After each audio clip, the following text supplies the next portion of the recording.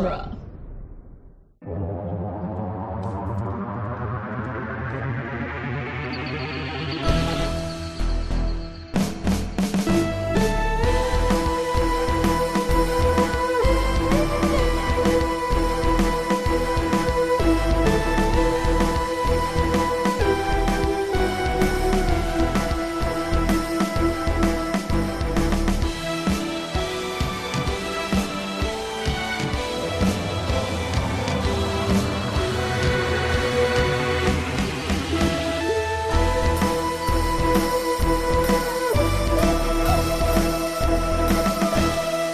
Welcome back to the Doctor's Companion presents Doctor Who The Long Way Round, the weekly podcast where we review and discuss every episode of Doctor Who, one doctor at a time. I'm Nick Jimenez. I'm Scott Corelli.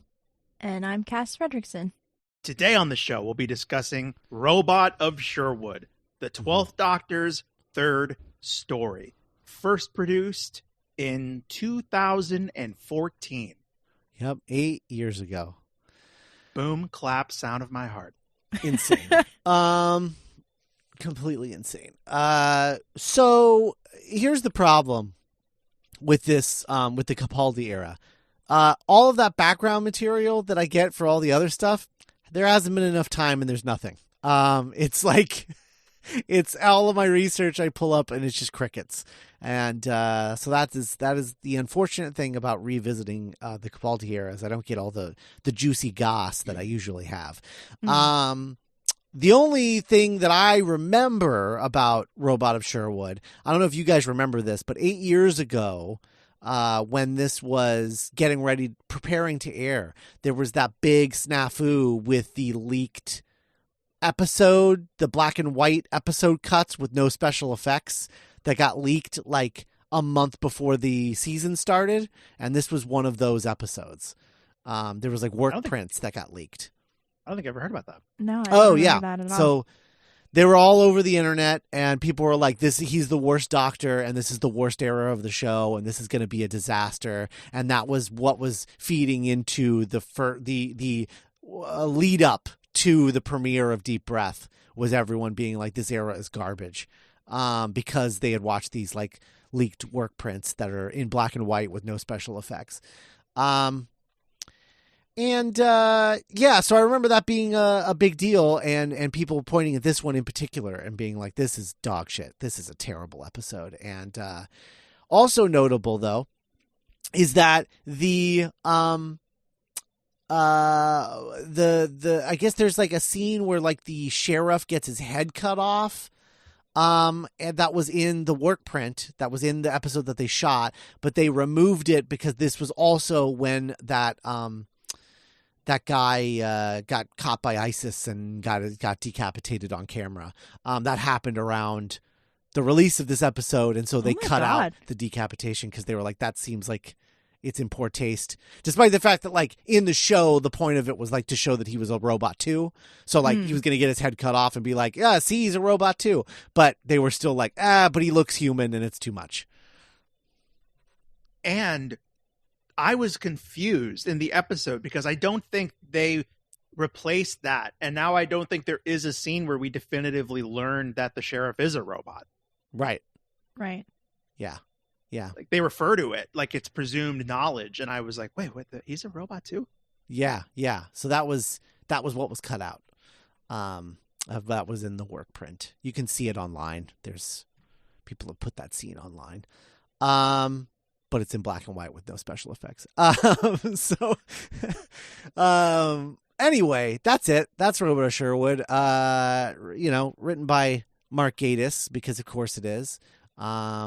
It's a lot campier than most of his outings, and I appreciate that aspect of it.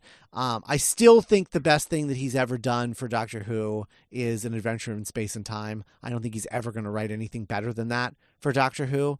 But I don't love this episode, but I think I enjoyed it a lot more this time than watching it the first time through, where I kind of hated this episode, if I remember correctly.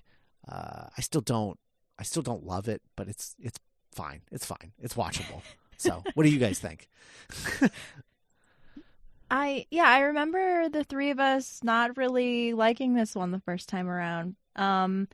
It's funnier than I remember it being. And I have some problems with it still. It's not like a complete turnaround, but I love Jenna Coleman as Clara. And like it was so nice to see her again. Like she's great in this. I really like Capaldi. It's like very early days Capaldi, so I think he's still like figuring out what he's doing, but like I like him being like weird and snippy and grumpy up until a point. I think it goes a little too far in this episode. But yeah, no, it was enjoyable to watch. I liked it a lot more than I did the first time. Yeah. Nick? I also remember being very down on this one back in 2014. Like I just remember being really, like maybe at the time, just kind of like, what are we doing, guys? Like what's the plan here? Or I didn't find it amusing at the time. My patience for its tomfoolery was short. And with this one, like I kind of just found myself along for the ride and enjoying the Coleman and Capaldi of it all. And also because, all three of us just regularly just dunk on Gatiss. Yeah. On this show. I found myself really like, he's playing the hits and he's having fun with the game of what if Doctor Who teamed up with Robin Hood. And yeah, there is a sense of fun to this episode that I found much more infectious than I did back in 2014. Yeah. I think it's also important to note that at the time, it's interesting the cast was like, "Oh, I love Clara and I'm so happy to see her again." But like at the time, we all were like, "What the hell is with this Clara chick? I don't know about this." We were all sort of like, because this was right off of the end of the Matt Smith era, where her quote unquote character was annoyingly like obtuse, and just felt like a Moffat's greatest hits of female characters. I remember specifically. I don't remember when the switch happened, but it was like pretty early on. I think it was Listen. Like I think it's the next Capaldi episode where I'm like, okay, I actually like Clara. But like, because my problem with Clara is Moffat treated her like a concept, and at first, like with Matt Smith, but with like Capaldi, she's like a character instead of just like a plot device in the shape of a pretty girl, Right. And it was also like the 1-2 punch of like doing that, but then also not paying it off in any interesting way whatsoever. It was just like, and now we're moving on. She's a character now. It's just like, oh, okay. And like coming off of like the pawns, it was like, what? Like she seemed like it was like, well, why she isn't that much different from Amy? Like, why did we need to get rid of the pawns? Like, what is this character bringing to the table? Right. And this was kind of the start. It was immediate. I think by deep breath, it was like, oh, cool. I think they're trying to make her more of. I like her natural chemistry with Capaldi more than Smith. Yes, totally. And like Definitely. It's all uphill from here. Yes, 100%. And so it was the combination of that. We were like iffy about Clara, and then we didn't know what the hell Capaldi was doing. And so I think we were all just sort of like, I don't have anything to hold on to. I don't know. And then it's a Gatiss episode on top of that. And so we were just like, there's nothing here. And we were coming off of it. And we were coming off of that really shitty Dalek episode too. Yeah. So it was just like not great. Yeah. An early observation I had, I don't know, because like, you're never aware of what trends are while they're happening. So, Clara's costume in this at first in the TARDIS, I was like, oh yeah, that's Clara. That's a lady. That's a girl in the present. And watching it now, it's like, gosh, she is like the most 2014, like twee kind of Tumblr aesthetic. Yeah. But one day she would grow up to be Joanna Constantine and steal all of our hearts all over again. Um, I will say that I have a bone to pick with this episode. In that I would like Cass and Nick right now to go and Google a Tom Riley, the actor who plays Robin Hood, who is stupid hot, and they do him a disservice in this by putting him in a dumb wig, a fake beard, and it is yeah, Cass's mouth just dropped open. Oh my god, he's so hot. He is insanely hot, and I'm like, what did they do to him? Wow. Yeah, the beard. He's got a great beard. Yeah. Who is this guy? Oh, Da Vinci's Demons. Yeah. He's married to Lizzie Kaplan. Lizzie Kaplan's husband. From Cloverfield. Mm-hmm. Wow. Yes. I think Lizzie Kaplan. if you were a UK actor and you were alive in 2009, I think you had to be in St. Trinian's 2, The Legend of Fritton's Gold. I think you're right about that. I actually do think you're right about that. But yeah, I was like, what? I was just watching this and I was like, what is with this stupid fake bad wig and this bad fake beard? And then I was like, what has this guy done? And I just like Googled him and saw him and I was like, what the fuck did you guys do? Yeah, no, his costume is not great. It looks like a really discount, like Carrie Elwes, like Robin Hood, you know? Like that's the aesthetic they were going for. But then, like, why would you get an actor as beautiful as him and then do that to him? Oh my god! Wow. Yeah. Uh-huh. And it's a shame because when they arrive at Sherwood Forest and like the Doctor meets Robin Hood, like a minute before Clara comes in, and Clara is just completely fangirling. Mm-hmm. It's like you don't quite buy it because it's like, yeah, like Cass said, he kind of looks like a discount, like Knott's Berry Farm Robin Hood. Yeah. Like if he was like gorgeous, you'd be like, oh, cool. Yeah, this is kind of funny. You could get why the Doctor's like, oh god, this guy. Yeah. So skipping around, the concept of Robin Hood being a historical person who actually existed, and the argument against that. I love the line of like, you can't see why I would want to believe in like this like imaginary like crazy thing. Like I like that bit where she's like referencing him, referencing the Doctor. But what I'm just so like the idea is that the ship did make him right or made him a reality, but now he just is real. Is that I don't the know. concept? I honestly don't know. I can't figure it out. And I like think that. The point, like, the thing that I would do to clear it up is when he's having the sword fight with the sheriff, and he gets like nicked on the arm, and like we don't see him bleed, and like he doesn't make like a point of it. So like if you see him like definitively bleed, or if you like have a shot where he looks down, he sees that he's a robot and has to like deal with that, I think is way more interesting than like what we got in the third act of the episode. Yes, 100%. That's one of my problems. I think with it ends on this sweet kind of, because I think what Mark Gatiss was trying to say, or like his kind of thesis, is like the Doctor and Robin Hood share this moment at the end where it's like, you know what? I think we're just as real. You're just as real as I am, or I'm just as real as you. Mm-hmm. And I think what Gatiss is trying to say, argue, is that now the Doctor is just as real to the people of Great Britain and significant to their culture as Robin Hood. Right. Yes. Which is like, oh, cool. Because like you're the guy who would write an adventure of space and time. Like clearly this character means a lot to you. Right. But like getting there is like so confusing, and you're like, wait, no, but I actually want to know if he's a robot or not. Like, yeah. That like I appreciate the metaphor or the allegory or whatever. Like I really like the thesis statement of the episode, but the actual story that you're presenting is baffling as a result.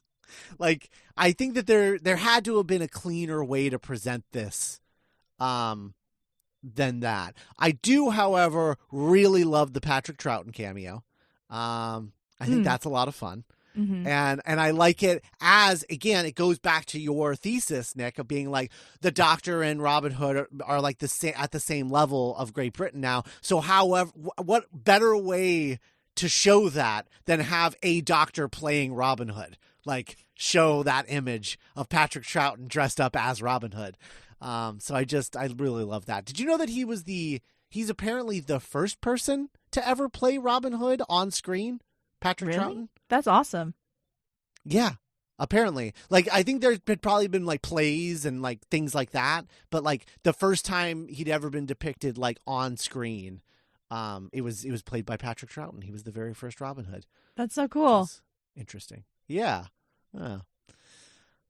I think you mentioned a negative of the episode being like where is like he's kind of the prickliness of 12. Like he kind of stays in like sourpuss mode the whole episode to a fault. I think the one glimpse of like the 12 we would all come to know and love, the kind of like chaos grandpa wizard. Hell yeah. is the this is my spoon like duel. Yeah. But I agree, but I also feel like in this episode there's something missing in it that it's not quite there. I think you're right, but also they haven't quite figured it out yet of like how he does these chaos wizard things, Yeah. It almost feels out of character based on like what we have to know about this guy at this point, which is that he's not silly at all. He's very serious and he takes things very seriously. Skeptical. Yeah, he's very skeptical. Yeah. I think that because I love the sword fight with the spoon, but I think it happens too early in the episode. Like I think we'd like appreciate it more if like we've been in this little slice of this world for a little longer, and then the Doctor's like, "Oh, I got a sword fight, I got a spoon," Yeah. Yeah. To me, go ahead. Oh, because after this they just argue the whole episode, right? So if there was a fight in the middle of it to show that things had escalated to a point, that would have been right. I think for me the part of this episode where we get that Capaldi that we all know and love, to me that glimpse is the archery contest and then the revelation that he cheated. He's like, well, I mean, I cheated. I didn't. I don't actually know how to do that. I think that was like that felt like Capaldi, like in a way. Where it's like, well, obviously I cheated. Like I can't do that. Come on. I thought that was a really fun revelation. I wish the revelation had come in a more off the cuff manner versus like almost like a dick measuring contest manner, but whatever. That's neither here nor there. The Moffat loves competitive men. He just finds it really funny for some reason. Remember the dueling Sonics in Day of the Doctor? Yep. That plays very similarly to The Sword and the Spoon, but in like an opposite way where the Doctor is just being like, "Oh, cool, you have a sword. Well, like, I don't need to be that impressive. I can beat you with a spoon." It's like the same context of the joke, but also like goes in a different direction because it's like the opposite of a dick measuring contest. But then the archery contest is literally like dick measuring 101. I don't know. Cass, what did you think of what would turn out to be the Marion arc, like the twist? It's fine. I wish she had more to do in the episode. Like, because we see her at the beginning, kind of, and then she kind of disappears. She helps that one guy, and then the Doctor finds her, and then that's it. Yeah. I had forgotten about the Marion twist, and so at the time I just thought, what a miserable arc for a character. Yeah. Just sees her dad die, sees a random guy die, and then just like escapes into the masses. Do you guys find Clara's fangirl fandom of Robin Hood like odd and out of character. It feels like it comes out of nowhere. And she's like, yeah, I'm actually obsessed with Robin Hood. I've never spoken about this before, and I'll never talk about it after this. But love Robin Hood so much. Whereas, like, I actually think, now here's a controversial thought. Remember that episode of Sherlock where they randomly do like old timey Sherlock? The It was Baskervilles like a one? New Year's special. Yeah, no. It was like old timey. He had like the hat, and it was like old timey. It was like it took place in the olden days. Yes. Yeah, and it was That's crazy. There's 12 Sherlocks in existence, and there's like one that me and Cass are like, wait, what? No, that. I mean, I didn't watch until so- I didn't watch past season 1, so I know of it. Oh, It was a New Year's special, and it was like Moffat's argument in the episode was like, if I remember, it was very similar to Listen in that like Listen's like sort of allegorical message was like about him as a showrunner and as a writer and him coming to terms with how he treats like fandom and et cetera, et cetera. And it was a similar argument, but I think it was about how he treats female characters. Really good episode. Maybe one of the best episodes of Sherlock, but it was like a New Year's special. And it was like, Watson had the mustache, and it was it took place in the 1800s, and he had the hat, like Sherlock had the hat. It was like the whole thing. Do you remember now? I do remember this one. The mystery of this was really good. It was like a secret cult. There was like impossible murders, and there was like a secret organization underground led by like women that had become tired of society. And yes.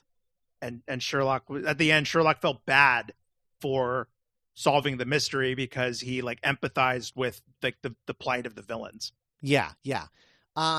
Really good episode of Sherlock. Here's my controversial thought.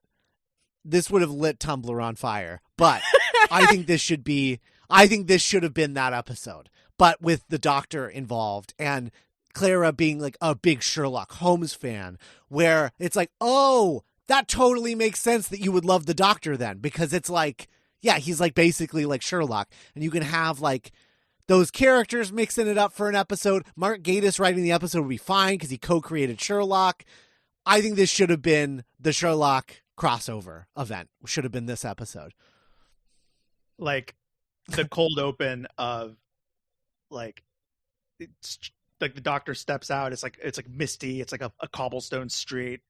And it's like maybe a bad guy bumps into the Doctor. It's like, you're an idiot. He's getting away. And then it's like Benedict Cumberbatch in the deerstalker hat with the magnifying glass. Yeah. I'm not going to lie. If that happened, I would have quit the podcast. Like, no. Yeah, I no, would. No, you wouldn't. I do not like Sherlock at all. I think I would have just stopped watching. It's like, okay, I got back into Doctor Who. I love Scott and Nick, and then like this shit. I think it makes way more sense than Robin Hood. It doesn't. Her fangirling of Robin Hood doesn't make any sense to me at all. It just. I don't. It doesn't have anything to do with anything, and it never comes up again. I think the logistical problem of Sherlock is that, like, because of where it, because when Sherlock Holmes was invented, it's much easier to prove that he's a fictional character as opposed to like Robin Hood, because like those legends are like hundreds of years old. Yeah. That's a key distinction, because Clara in this episode is not just a fan of Robin Hood. She wants to go back in time and meet Robin Hood. Mm-hmm. Yeah. And the Doctor's like, wait, you're a teacher, right? Yeah. No, and I know, and I got to be honest, I'm 100% on the Doctor's side in this. I'm like, no, this is a stupid thing for a grown woman to believe. And I just don't buy it. I don't like it at all. I don't like how stupid Clara is. It's just like, oh, like I just like fairy tales. Ooh, like it's just like, that's not fucking real. It's Robin Hood. He's fake. He's not real. Or even if it was like, Clara, it's your turn to pick. Where do you want to go this week? And Clara's like, you know what? I've always wanted to find out what like the origins of the Robin Hood myth are. Yeah. Like, some people say that he's inspired. There was a Robin of Locksley, or there was an Earl of Locksley, or like like, let's go find out. But it's like, yeah, like the kind of like moon-eyed, like, I want to shake his hand and tell him thanks. Keeping Britain safe. I want to sit on Santa's lap. I want to believe in Santa Claus. It's just, it's so silly. But one is out of character too, because please. Oh, well, then at the end of this season, we have that episode with like Santa Claus. So like, is that the end of this season? Yeah. Yeah, that's the end of this season. But it's also like, isn't he not real, or like not real with a twinkle in his eye? Kind of. Yeah. Same thing. Yeah. They do the same thing where you find out like I'm a construct created by the plot. Like I'm only happening now because of the plot happening, but also maybe I'm kind of real. You never know. Wink, wink, Merry Christmas. Right. But that's charming. Like that's like fine. This is annoying. This is confusing and annoying. I don't know.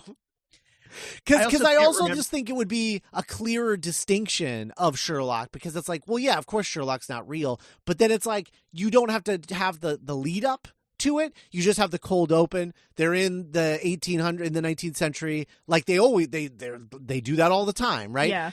He met a version of Clara in the 19th century. So like they're just in the 19th century, like always. They do the thing that Nick said, and then it's like, wait, Sherlock Holmes isn't real. What the hell's going on here? Right.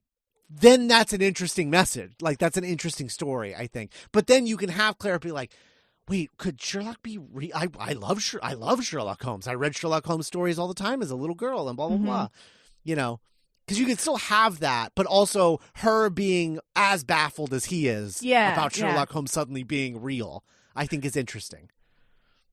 Are also kind of in a different. It's a little different because then it's like, I know Sherlock Holmes isn't real, but I love Sherlock Holmes and he's right in front of me. Right.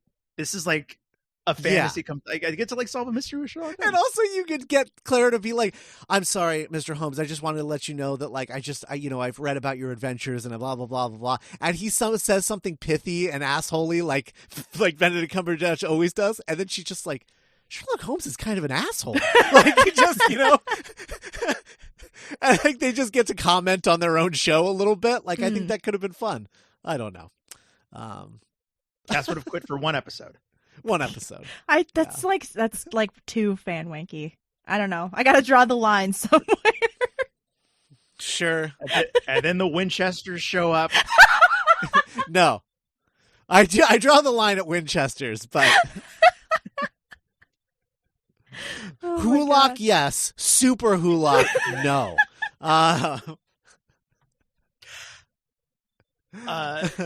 Last week we were talking about Trolley Mike Moffat episode titles, and I think Super Hulock would be an all-time.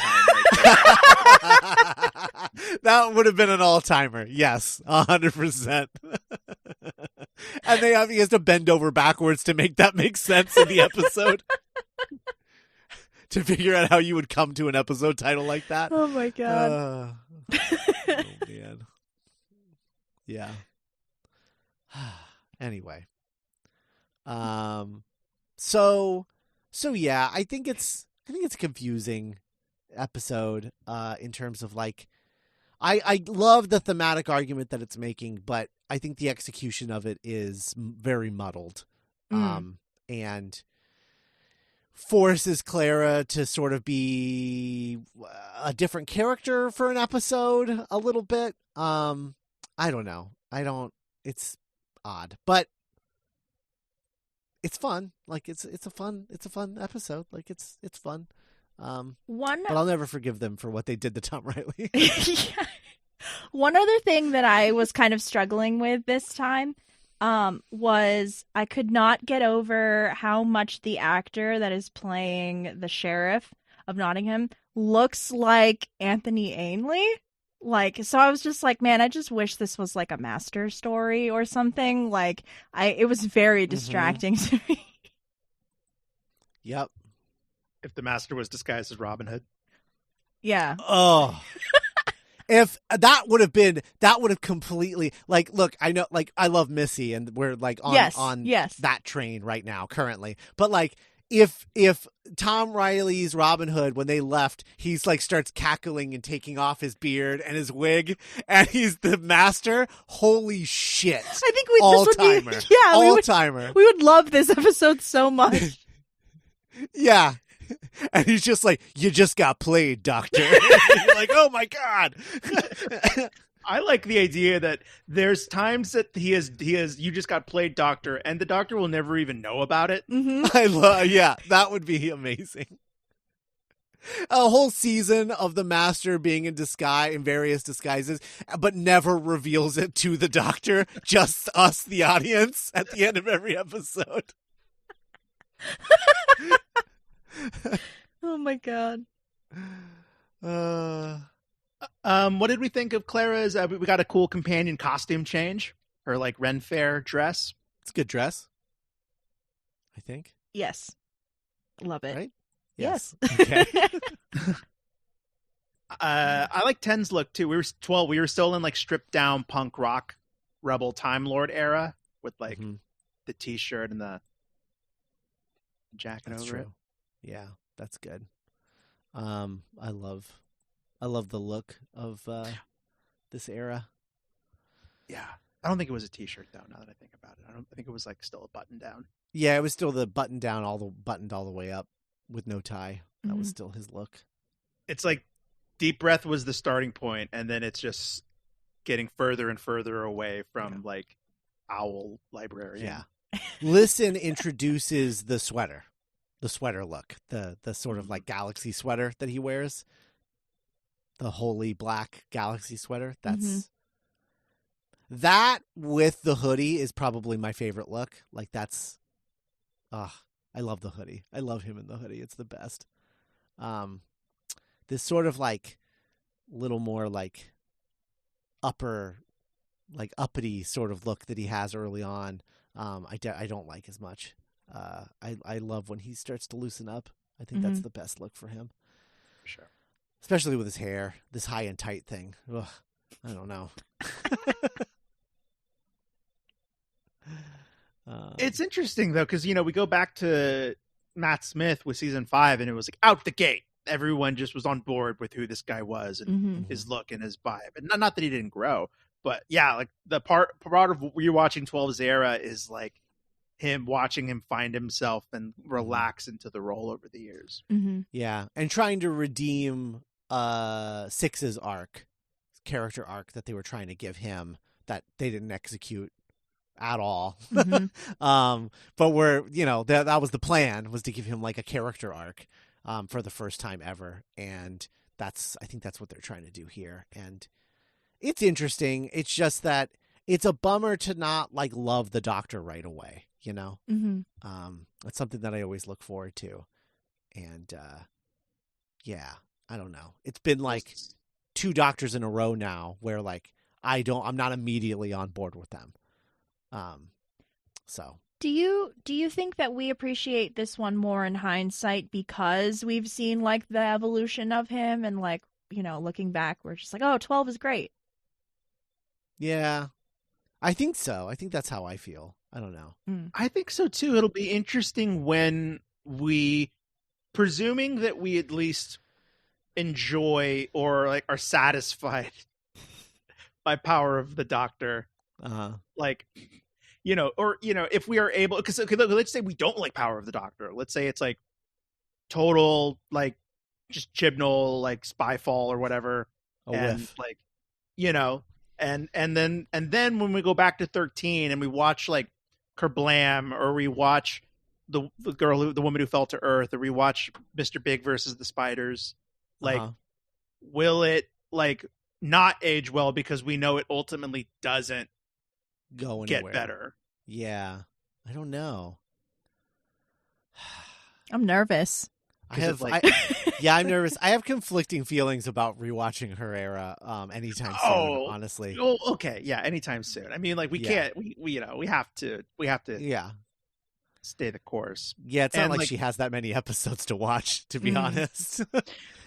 And like for me personally, I mean, I don't think I ever disliked I don't know if I don't know what my least favorite episode. I mean, yeah, I do. It's the Battle of Briar Square of Kolos, but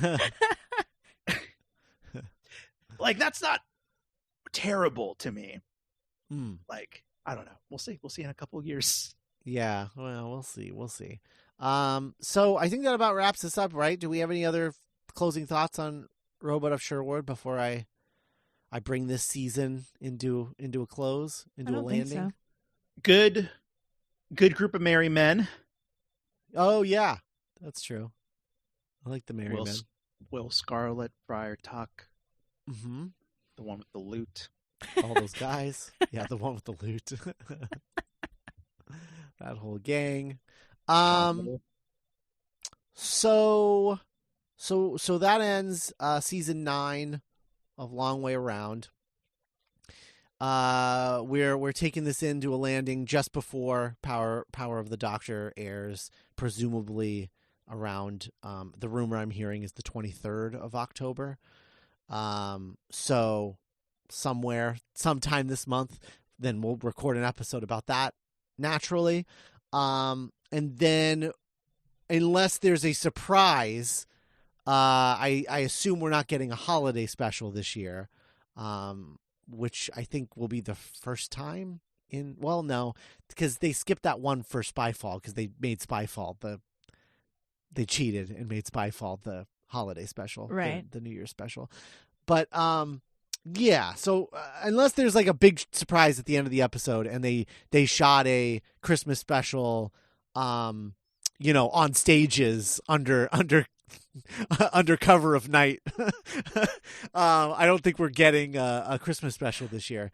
I think if they like, it's just like the Doctor will return and whatever. I think I would be able to hear your scream from like all the way across the country, Scott, because you would just like lose your mind. Yeah, no, I would lose my mind if David Tennant gets another a post regeneration Christmas special. Mm-hmm. Yeah, no, I would. That would be truly the most exciting thing Russell T Davies could ever do is have secretly filmed a Christmas special. Yeah. Bananas. Oh my God. The Doctor will return this Christmas. I would be like, yeah, yeah. No, seriously.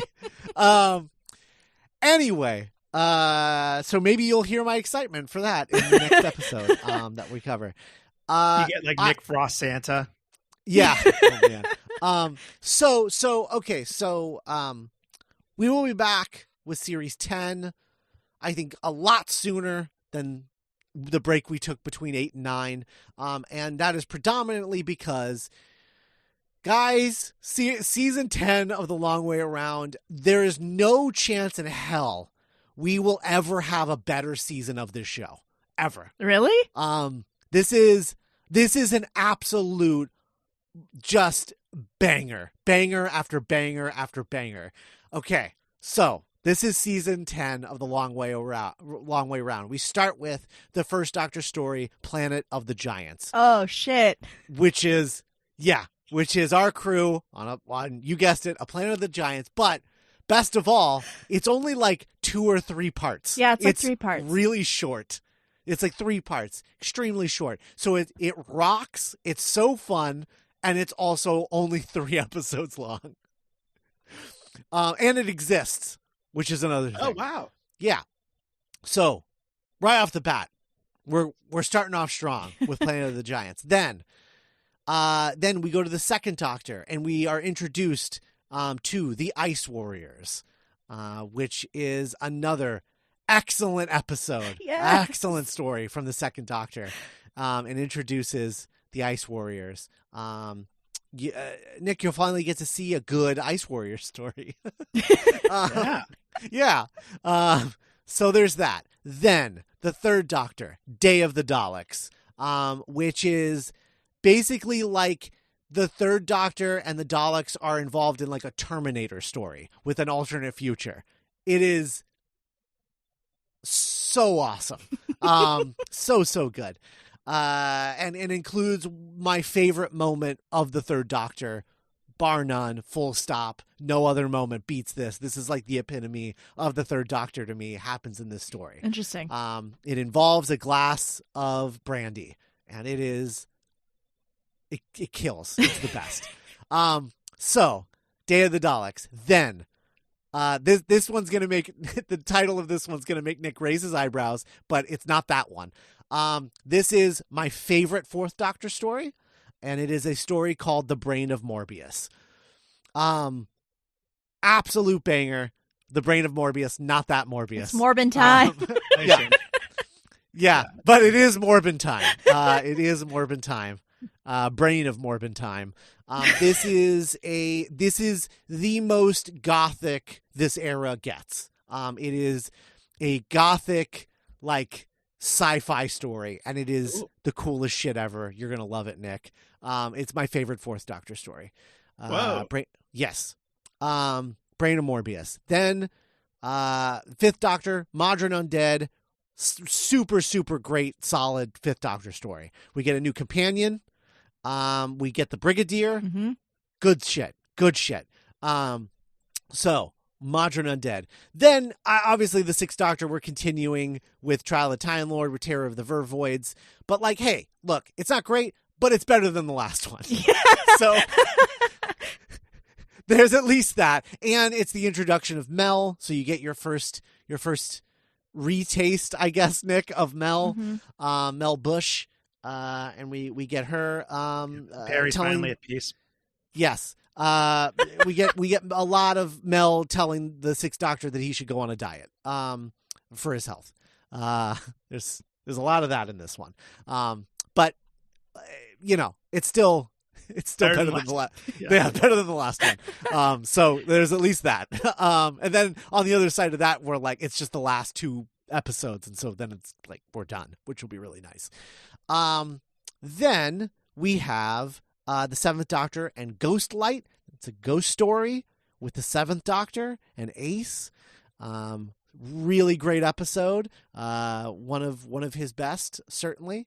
Then we have the Eighth Doctor with the Time of the Daleks, which again, as we talked about, is the Daleks and Shakespeare.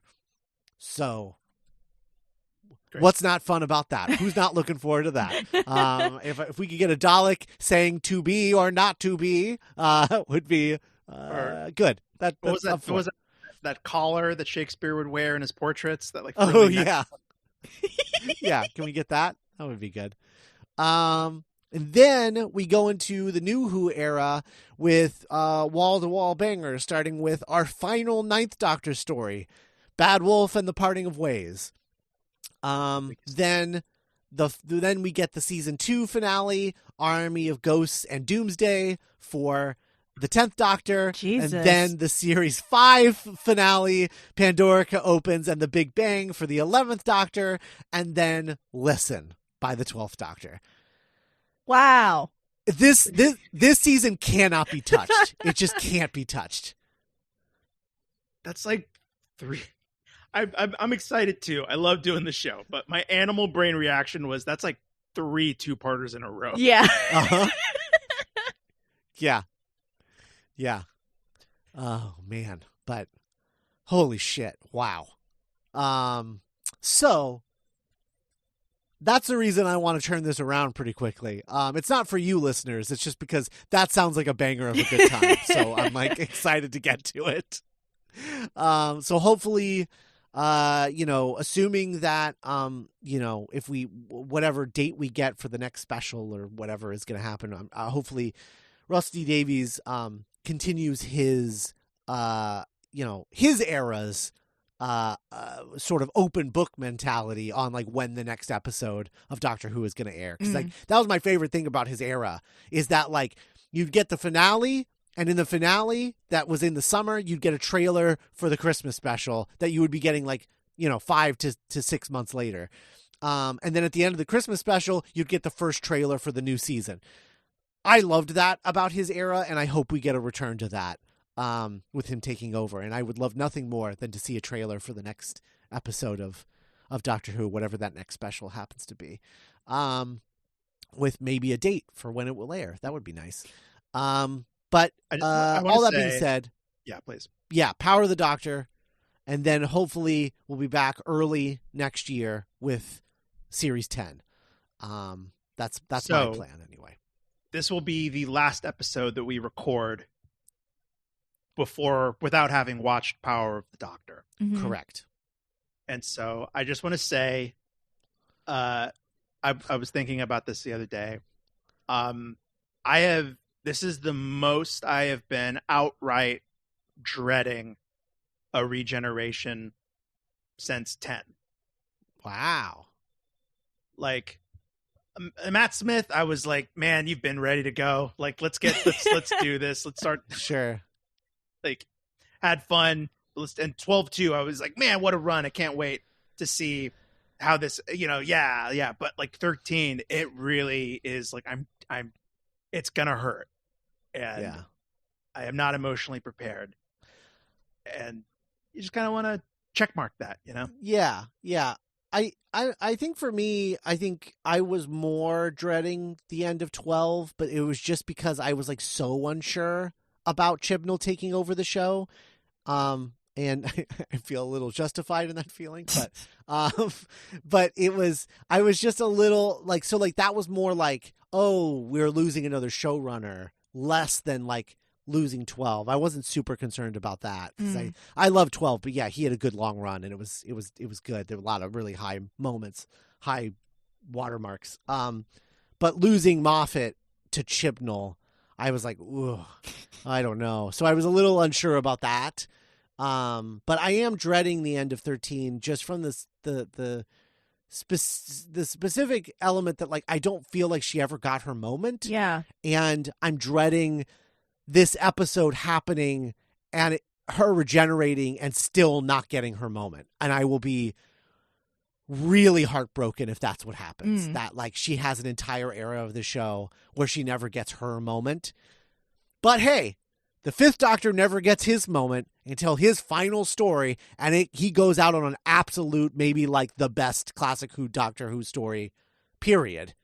And his moment is his final story. Right. So maybe that's what'll happen here. Fingers crossed. Cass, what are you feeling going into this? I think I'm just like, well, I'm not enthused. I can tell you that much. Like, I'm like really worried about like how I'm gonna feel like during the episode and like after the episode, because like I know that I like when they announced that Jodie Whittaker was gonna be the Doctor, I was like so excited and like so happy, and I feel like it's just been like really disappointing. And I know a lot of people really like this era, which like power to them, but I wish it was more for me. And it just sucks because like Flux came out like a year ago. Like it came out in like October of last year. We got like 6 episodes and then like that was it. So like her era is so short. And like I think I'm mostly I cannot believe it's been a year. I'm mostly mourning. I'm like having an existential crisis right now. I think I'm mostly mourning like the lack of like missed potential, like the lack of content with her is where I'm at, I think. Yeah. I understand this is proving both of your points, but you both forgot Legend of the Sea. Right, yeah. But I mean, like that was like one episode in like what's February? March? Like Easter. Yeah. Yeah. March or Someone April, something like that. Someone on the Discord pointed this out, and I'm sorry I don't have their name in my head, but like they pointed out that like Power of the Doctor basically has no momentum or runway in its favor. Right. The way that Time of the Doctor or Mark Gatiss from World War One, and like that it felt, those both felt like had more momentum or like build up, and this is like what from Flux and Sea Devils are going. This is basically a standalone episode. Yeah. That's crazy. I gotta be honest. I think that we'll see what this looks like, but I'm so angry about the Sea Devils because like I understand their instinct of just being like, oh, let's just have a fun romp for this one. But like also it's like she's about to die. Yeah. Can we like tell a story that matters? Like that like we care about? Like I don't know. Like maybe you don't have the conversation they have just like quietly on a beach. Like maybe like let's raise the stakes and have like an exciting episode that like that leads us into the regeneration and forces them to have that conversation that they have on the beach.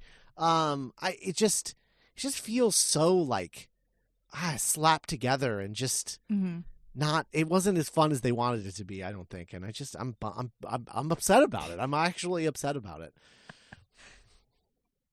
I think a lark of like, let's just do one for fun. Like the Sea Devils would have played better if they had like unequivocally totally stuck the landing on Flux. Yes. Right. Yeah.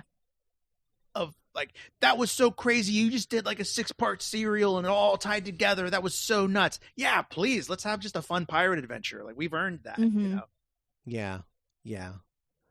I think I'm like looking back at her era now and I'm like trying to remember like what is the one that I'm going to say like, oh, that's my favorite episode of 13. Cause it's tough because there's like a few really good episodes of Flux. I mean, obviously there's that Angel episode, which is just like killer, but it leads directly into the next one. It has that cliffhanger. And so it's like, I can't really say that that's my favorite episode because it's like not a concluded episode. So I almost wonder if my favorite episode is the New Year's special from this year. Oh, the time loop one? Oh yeah, that was good. Yeah, the time loop one, which I think is a stellar episode of any Doctor Who, let alone 13. I think that one might be my favorite one. You know, Scott, you mentioned last week with the Lodger, or a couple days ago with the Lodger, the most pumped you've been as a Who fan is the little girl T, the regeneration of like, whoa, what is that? And I think similarly, the most hyped I've ever been for the Jodie Whittaker era, or I felt the most collective spirit bomb energy of the fandom was that epic cliffhanger at the end of the Angels episode.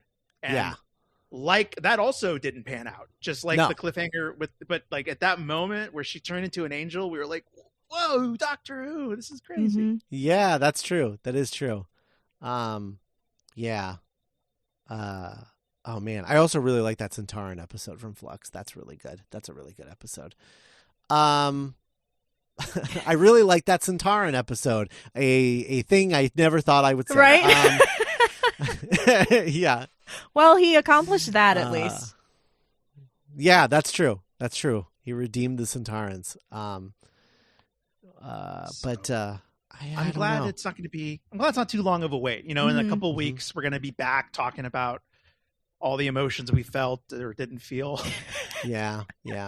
It's interesting because it's. I don't think the actual runtime has been announced yet, but it is feature length. They've said that it is a feature length episode. Okay. And I assume that means 90 minutes. But you know, who knows? We'll see. But I'm hoping for a barn burner. I'm really hoping for something that feels like a Doctor Who movie. You know, give me something really big. Give me, I don't know. It's going to be tough for them to earn her regeneration, I think. Because her era has felt so slight that like the fact that she's going to die in the next episode is just like, how, why, what could possibly bring that along and earn that? I don't know. It's going to be interesting. We'll check back in. Yeah. Yep. So we'll hear from us again in, let's see, you guys are hearing this on the 9th. So like a couple weeks, we'll be back in a couple of weeks, presumably to talk about the power of the Doctor. So there it is. Thanks for listening, everybody. And, we'll talk to you next time. Bye. Bye. Sure.